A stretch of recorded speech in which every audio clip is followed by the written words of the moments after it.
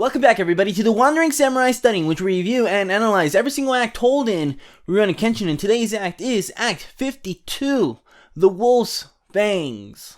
This was one of those chapters that when I was done reading it, I wanted to go immediately to the next one, but I know that I can't.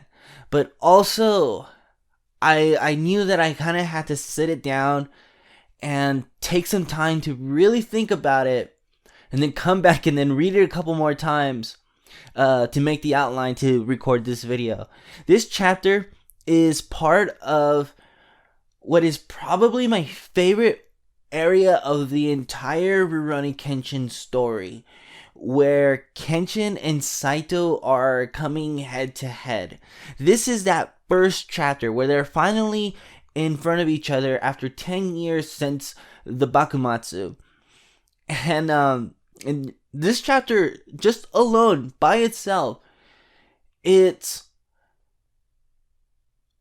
I don't even know how to put it into words, but like, there is really no action until the very last couple pages, but there's so much dialogue, so much heated argument going on between the two. Both of them feeling that they are right in their worldviews, and now they're going to challenge each other's worldviews just as they did back in the Bakumatsu. It's intense. The panel where Saito is telling Kenshin that he will deny everything that he is, it gave me chills, utter chills, especially with the inclusion of the detail of the hole that he put Sanosuke through. The hole being in the background is so integral to him telling him this because we know that Saito can back up what he's saying, since he was able to put Kenshin's friend through that hole. It's, oh man, it's intense. So let's get into the chapter summary review and we'll go from there. Kenshin and Saito finally meet face to face for the first time in 10 years. Kenshin doesn't hesitate to call Saito a rotten man after the moves he's played in the previous chapters, and Saito retorts by telling Kenshin the same thing, pointing out the flaws from the previous encounters such as Jinei, Kanryu, and Raijuta, and that he too is a shell of the man that he used to be.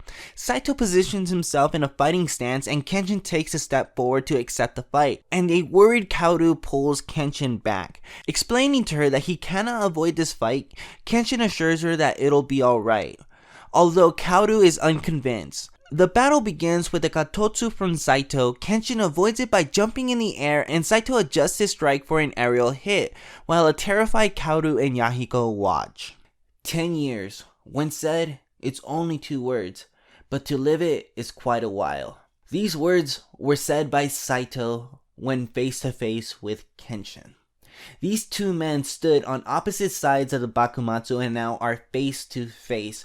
And as I mentioned in the beginning of the video, that their ideals landed them on opposite ends, and just as now, their ideals of each other are at complete opposite ends, where Kenshin feels that he is justified in who he has been in these last 10 years, being a wanderer, and that is all that he needs to be, to live without killing a single person. And Saito calling him out on what he believes is Kenshin's weaknesses, just as Kenshin has called out Saito in how he believes Saito has rotten. Both of these men feel that the other has rotten in the 10 years that have passed.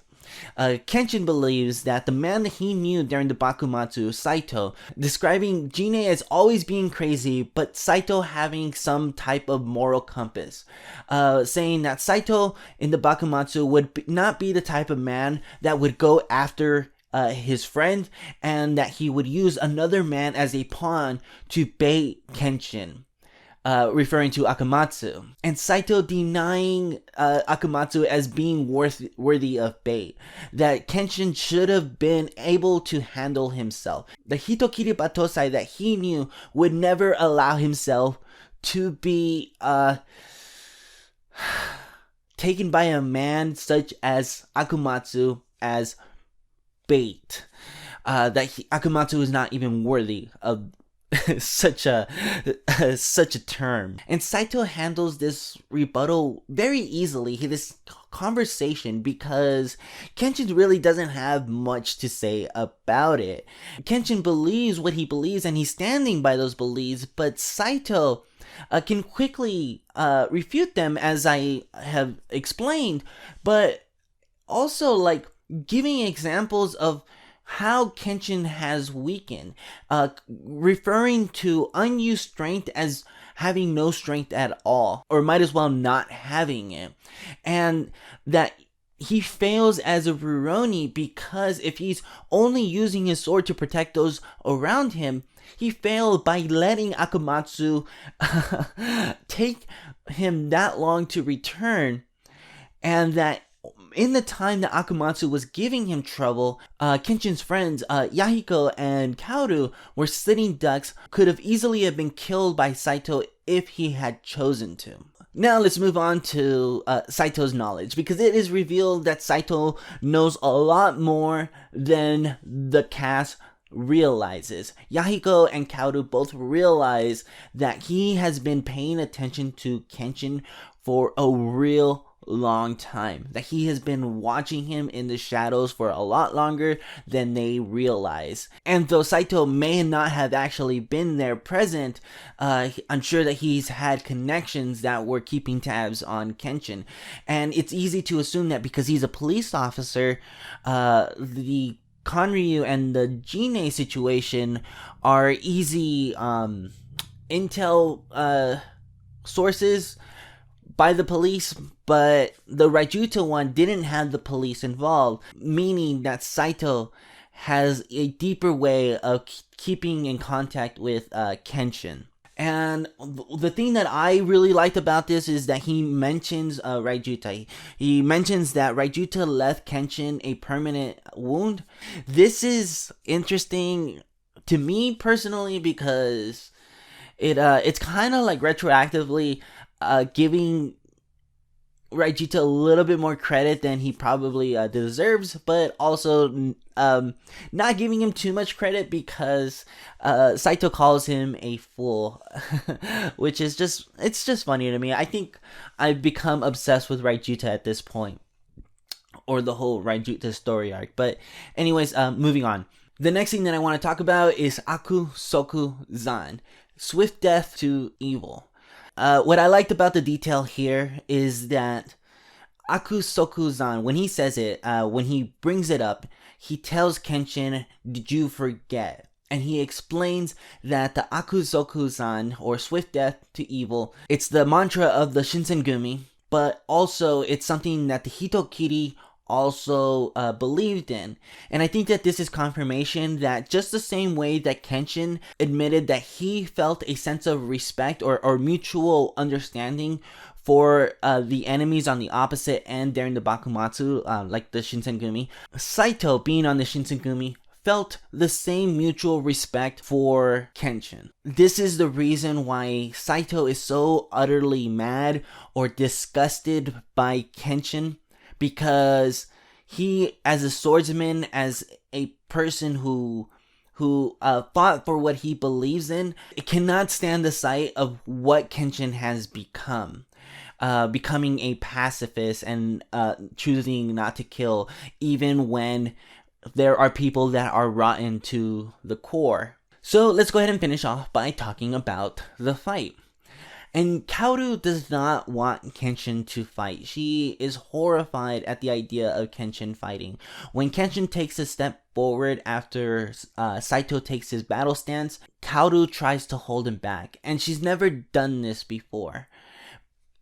But she has a really bad feeling that this fight will somehow take Kenshin away from them. And this is really good intuition. But it's also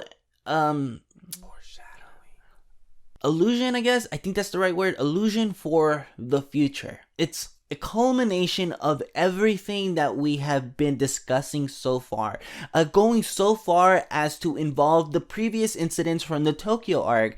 I'm referring to Jine, Kanryu, and Raijuta. That all of those things, because they're referenced here in this chapter by Saito, and the politician from the previous act, it's all in service of this. And Kaoru mentioning it here is allusion to what is to come in the near future.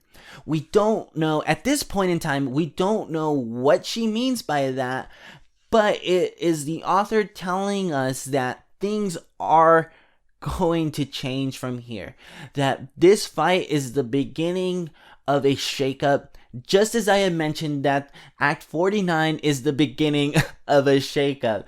It's kind of like where it's kind of like things are like right here at the in Act 49, and then like they're kind of like slowly coming together, putting pressure and stress on this cast. I'm talking about the Kamiya Dojo and Kenshin. That Saito is this force that is pushing heavily on the status quo of these characters. But ending the chapter with Kaoru's face in horror and calling out for Kenshin, I think is so much more appropriate, because Kaoru has been terrified during this entire exchange. From the very beginning of the chapter, when Yahiko and Kaoru both realize that this is the man that is after Kenshin and that he's been in the Kamiya Dojo the entire time, she has been very nervous every time that she's on screen. There's like moments where she tries to relax because of what Kenshin tells Saito, but then Saito rebuttals and then continues to put worry in Kaoru. And ending the chapter with Kaoru, I think, is the most appropriate way to handle it. And that, ladies and gentlemen, has been Act 52 of Rurouni Kenshin, and 52 of the Wandering Samurai Study. If you like this video and you want to see more, then consider subscribing to the channel, leave a thumbs up, and comment down something that you liked about this chapter. What did you guys think about the exchange between Saito and Kenshin? The way that Saito kind of had points to everything that Kenshin was saying, that their worldviews are landing them on completely opposite sides, just like it did back during the Bakumatsu, and now they are having a rematch to reaffirm their worldviews, now in a different context, I guess. But let me know what you guys think down below.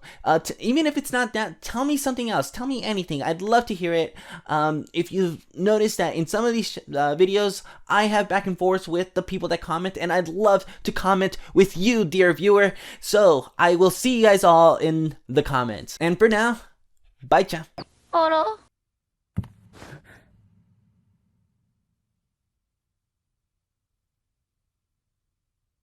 薫殿、大丈夫でござるよ。でも